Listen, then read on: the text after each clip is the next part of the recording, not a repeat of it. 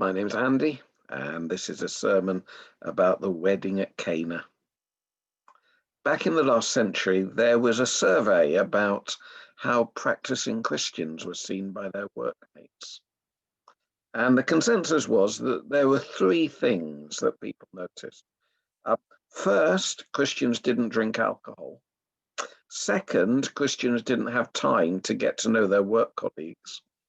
Third, Christians went to church. Sisters and brothers, we are in deep trouble because Jesus, in that case, is literally the opposite of a Christian. Number one, Jesus was the opposite of teetotal. This is a God who turns up at your wedding reception and says, "You haven't got enough alcohol. Let me help."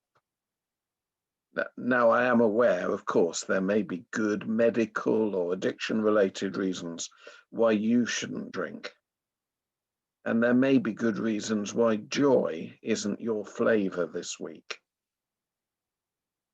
Jesus gets that.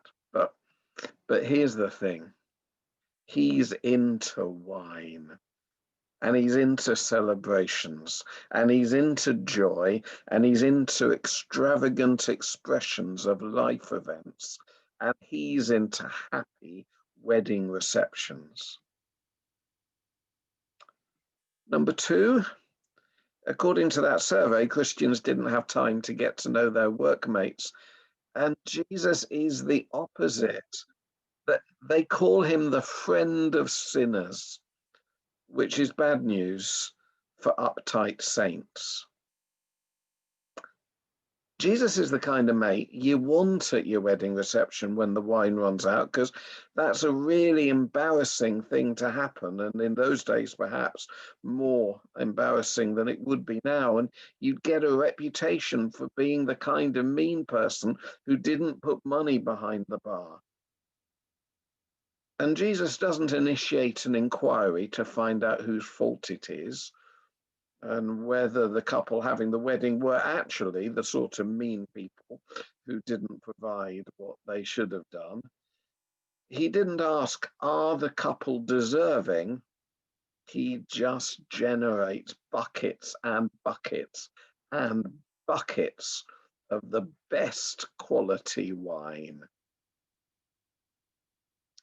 But I mainly want to talk about that third thing. In the survey, it said Christians go to church. Well, Jesus didn't, did he? It's the thing people most notice about Christians. They sometimes call them churchgoers. Religious people are supposed, people think, to be in holy buildings. Jesus must have been tempted when he was going to do his first miracle to do it in the temple. Actually, we know for a fact that he was tempted to do that because that's what Satan suggested in the desert. Do something spectacular at the temple, Jesus. Throw yourself off the roof or something and fly. But no. Just as the first Eucharist is in a random room on top of a pub, and just as the most famous sermon is on a random hill, the first miracle is at Cana, a nowhere town, at a random wedding of a friend of Jesus's mum's. Jesus didn't even preach a sermon. He didn't even pray a prayer of blessing over the couple. He was just an ordinary anonymous guest until his mum had a word. And he shrugged his shoulders and said, well, I didn't really expect it to be like this, but okay. If somebody has to step forward and sort the wine thing, I'll do it.